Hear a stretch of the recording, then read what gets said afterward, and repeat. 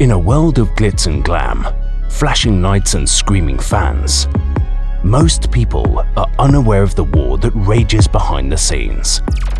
And that war includes your favorite artist and your favorite songs. This is The Dark Side of Songwriting. Hosted by Nayim Edwards.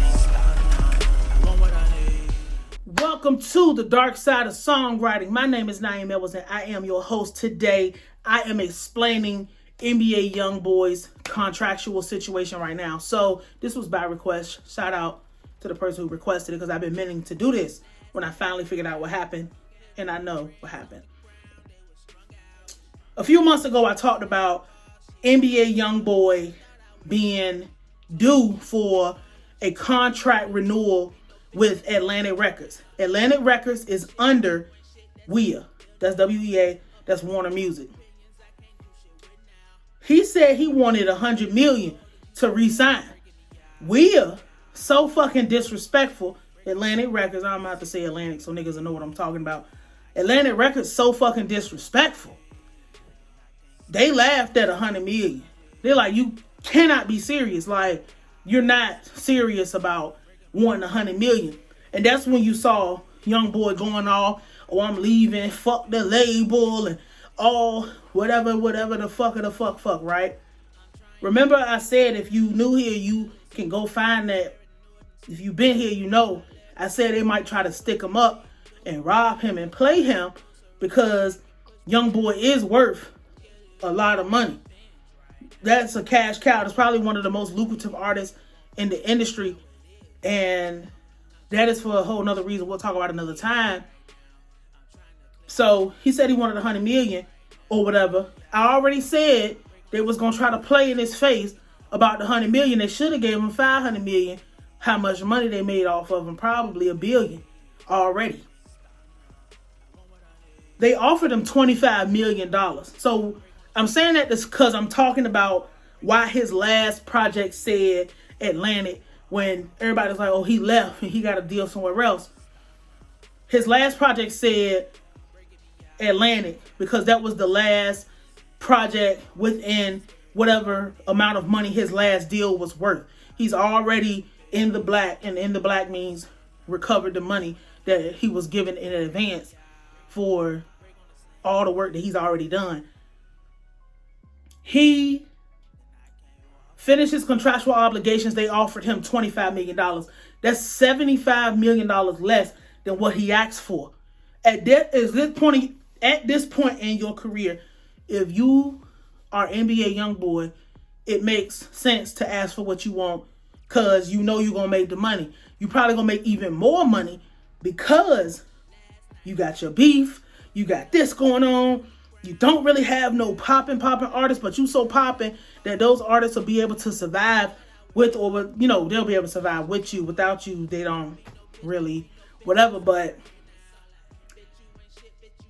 he decided he wasn't taking, he turned that $25 million down. He had already turned that down. And now it's like, oh, we going over to Cash Money. Or he was taking his label over there. I think his label is through Motown, but Cash Money and Motown, all of that shit is under Universal Music Group. Capitol Records is over there. And a lot of people that we all know is over there at Universal Music Group. It makes sense because he said his deal was for 60. I saw it. His deal is for $60 million over there and under like the Motown Cash Money umbrella. This makes, it's not the $100 million that you asked for, right? So if you Youngboy, you asked for 100, you didn't get 100. Somebody you already got a previous relationship with, Birdman, it's like, you know, you already got whatever. He already gave you whatever you want already. It makes sense to just go over to wherever Birdman is at. I see something over there. Birdman is at and fuck with him because you're going to get way more double plus, so like 2.5 times the money this group over here is going to give you versus staying over here where niggas just want to feed off you and disrespect you. Either way, it don't matter because the label win at the end of the day. But if you talking about lining your pockets when you know you're going to be in the black because people just going to fuck with whatever you got going on, brilliant fucking move. Absolutely brilliant move to go fuck with somebody that you feel like you trust and you already have a relationship with. And Birdman would know how to handle you, kind of, I guess. Anyway, y'all from the same place. So I'm assuming he know how to fucking handle you. You know what I'm saying? So he just ended up moving from one label to another. The last Slimito, last project on the thing, he was like, you know, I'm happy I was just able to finish something. Only thing I ever been able to finish was a J, and it just made him feel good. So that's why. So his next project will probably reveal the actual company under Universal Music Group he signed to. If it don't, then we're going to have to go back and look and see what the fuck happened, because it is confirmed that he's over somewhere else and he got, you know, what he wanted or close to what he wanted. You know, negotiation, you know, you got to always throw your high number out. If somebody is playing in the field at a high number, 60 is okay, but a 40 million cut is crazy. But we're going to have to see, because my question would be, when he went over to, so when he does not own or control that YouTube channel he has, when he went over to UMG, is he going to have control of his music? Did he get to keep his masters? Did he get to keep the publishing? Did he get to make a deal for whatever? Did he take Never Broke Again LLC over there and do the 60 million for that and have himself signed, so the label would still at least make it back to the black?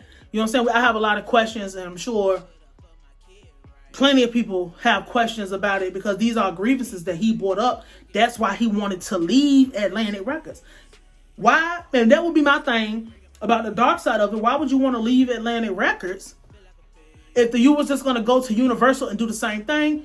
But we have not got to that point yet, because I think Reeler, did he just release Reeler 2? And that might have been something else that was already in the pipe, having to come out through Atlantic. And then again, he might have, that might have been already what he worked out with that record label. We're going to have to see, because they said it was a mixtape. So he might owe them mixtapes, because, contracts is really fucked up and really crazy nowadays. His mixtape, he might have mixtapes written into his contract. And that's something we're going to have to explore. Probably next week we'll look into that. But why didn't you stay over there if you was going to come over here and do the same shit? That would be my question. So, but that's something we're going to look forward. I hope I answered your question about NBA Youngboy's contract. This is the dark side of songwriting. My name is Nayim, and I will holler at you.